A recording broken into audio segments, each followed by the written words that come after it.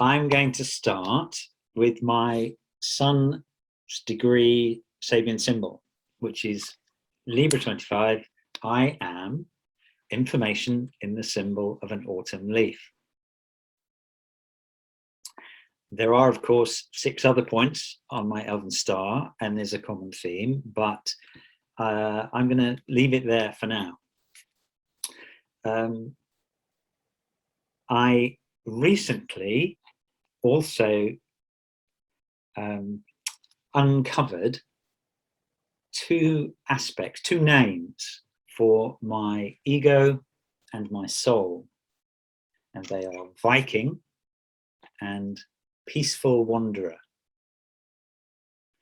And that was really helpful to me in terms of understanding that in every moment in time, I take both of those 2 characters, my Viking, my ego, and my Peaceful Wanderer, my soul, wherever I go.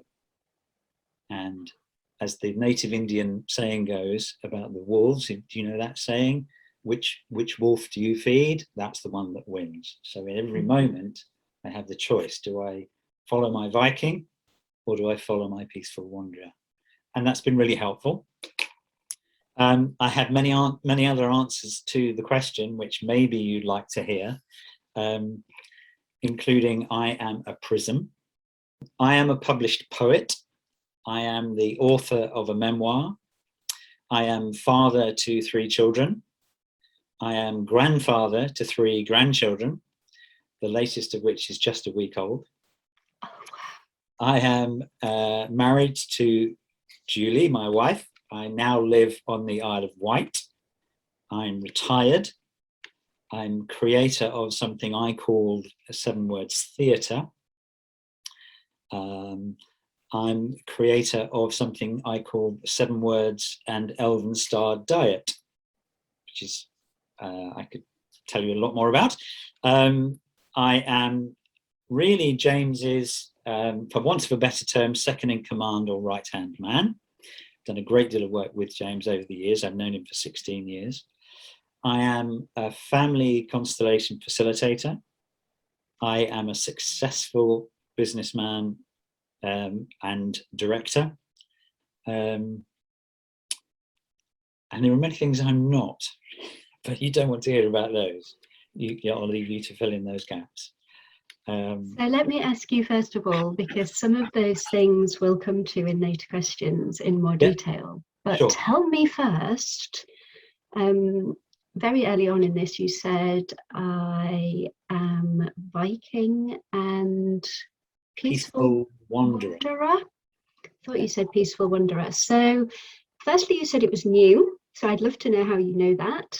And then, yeah, tell us a little bit more about that, because from the little bit I know about you, it is a perfect description. Oh, bless you. Thank you. James took me through a process recently. I have regular meetings with James to do all sorts of things, but one of the meetings I have with him is for spiritual guidance. And those meetings have been fantastic. And we've talked about the battle that goes on in each one of us between ego and soul. Mm. And for many, many, many years, almost my entire life, I have considered, like many, I think, ego to be wrong, something to deny, repress, hide, not give in to. And in my discussions and work with James, he said, no, don't do that. Ego is you. Exactly. You have to embrace it, celebrate it, and decide moment from moment or moment to moment what it's trying to tell you, what it would like to do, and whether your soul would be in agreement and in alignment with it. And so having those 2 names takes away a little bit of the, what's the word I'm looking for? I'm not going to find it, but conflict maybe between the 2. Yes, and more the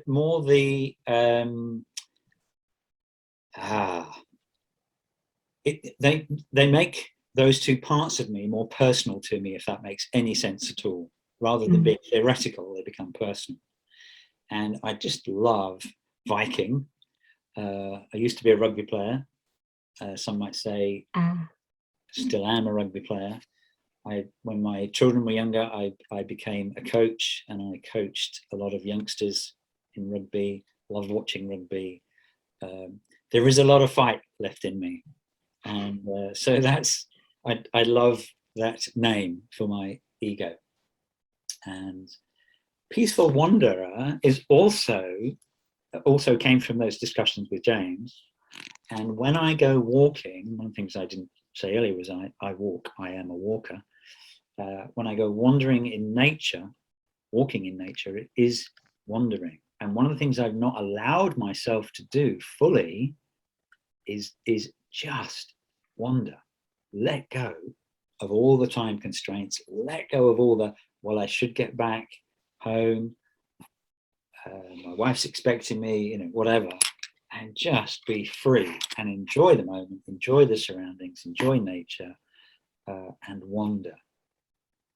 And the thought that came to me in the session where this became apparent to me was earlier in my life, I was in the desert, in the Sahara Desert, and with a group of other people, and we made camp, and then had the opportunity to do a 24-hour silent vigil to go out from base camp into the desert and be on our own for 24 hours. And as I began my walk away from the camp, I just did not want to stop. I just wanted to keep going. I didn't need anybody. I had some food with me, I had some water, and it was glorious until I reached the point where I told our guide that I was going to stop. But up to that point, that's what came to me when I thought wanderer. That's what I am. That's what my soul is. My soul is a wanderer, a Viking wanderer. What is your connection to the Sabian mysteries? So I've known James, as I say, for a long time. And together we're working to create and then manage what he often describes as a mystery school, the mystery school of Sabian mysteries, the Sabian mystery school. And there are a number of other activities that very few people know about, and they will be revealed in time. What do you study? What are you interested in on that kind of mental plane? Okay, so I think my strongest answer to this at the moment, by which I mean my main focus of attention, is on the Sabian mysteries. And its constituent parts, the things which have led to its creation. So astrology, 7 words, magic, the Elven Star. So that's one package. I also said earlier, I'm a family constellation facilitator. I spent 3 years studying family constellations. I've done a lot of shadow work. I've studied a little bit of NLP. I am studying Sufism to a degree, nowhere near as much as James, who studied it for almost a lifetime, certainly his adult life. I'm very, very interested in climate change. I'm very interested in healthy living, hence the 7 words in Elven Star diet. I'm very, very interested in gardening, growing my own food, permaculture, and most recently, my youngest son, bless him, who produced my most recent grandchild, got me involved in chess, which I haven't played for decades, but is very, very enjoyable. And I'm enjoying learning how to be a better chess player. I love Sudoku. I love photography, but don't indulge that very much. And I love my children. Is there something that you love so much that it would be considered kind of part of your creative expression, and if you didn't do it, you would be less than what you are now? I'm wondering whether to answer that with the word that I've got written at the top of my page in response to this question. I'm going to try it and see what your response is. Okay. Order. Oh. So I expand on that then. I've made you point it, but now I'm going to ask you to open up that a little bit. Okay. Cleanliness, tidiness, clutter-free, he said with a bookshelf full of books in a mess behind me. But we have guests coming for Christmas, and we're in the process of tidying and cleaning the house. And I notice that I love cleanliness, tidiness, things being in their right place, well-managed systems, well-managed life around me. If it's not well-managed, I feel slightly overwhelmed and dislike it. So how does that creative expression of orderliness, can't even say it, see, orderliness and life efficiency, how does that relate back to what you study and then become something that you create?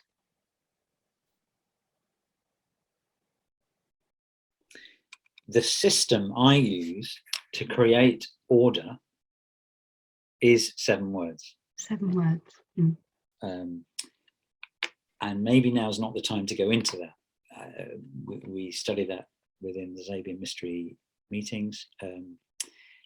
And I have found it extremely helpful in many, many walks of life to use the 7 words, the 7 states of being, to create order. You can use it for almost anything. At the moment, what I'm doing is using it to manage my diet and my health and well-being. And I'm not quite ready to go public with that yet. But when I first conceived of it, I thought it would be too grandiose to say it could go viral, but there's a book or something here, and I'm not interested really in earning money from it. But if anybody's interested and would love to share it, then that would please me. Beautiful. I left home when I was 18 to go to university. I married 4 years later. I became a parent in 1982, 1984, and 1986. I had lots and lots and lots of job changes, very varied career. I separated from my first wife after 25 years in 2005, got divorced in 2006, I remarried in 2014, and I moved to the Isle of Wight 2 years ago. I think all of those are pretty major life changes. Okay, and how, so yeah, they are all kind of huge changes. The three main kind of sources of conflict, according to kind of psychology, is death, divorce, and moving house. And you've spoken of all of them in that. I suppose we didn't put birth in there. I would challenge them to say they're missing one. I don't remember that. No, but you remember the birth of your 3, and they are massive changes in the scheme of an adult life. And it's really lovely to see my younger son. I have 2 sons and a daughter. My younger son has just given birth to, his wife has just given birth to my 3rd grandchild. And I've seen photos of them, and he's absolutely in love with his child and feeling, yeah, it's lovely. Yeah. So just thinking about those things, is there a theme on how you dealt with them? So you mentioned your Viking. Do you think that it is the Viking spirit that allowed you to get through it, or was it a combination of both? I might now call it that. At the time, I think it was more, it was manifesting as my rugby player. Yeah. But I didn't call it that even. It was just an innate, a sense of an inner knowing that this change had to happen. It might now be different. I'm not expecting there to be another major life change, but there might be. Who knows? It is indeed. Yeah, let's hope Saturn's not listening to that right now. It doesn't introduce something for you to deal with. So I know you may not be in a position to share all of this right now. But our penultimate question is, what is your vision, and how are you sharing that, or with whom are you sharing that? Okay. I am doing everything I can to ensure that Sabian Mysteries is successful in all sorts of ways. And at the same time, my kind of vision stroke mission statement is to slow down to joy. For much of my life, I have rushed on away from the present, thinking about the future.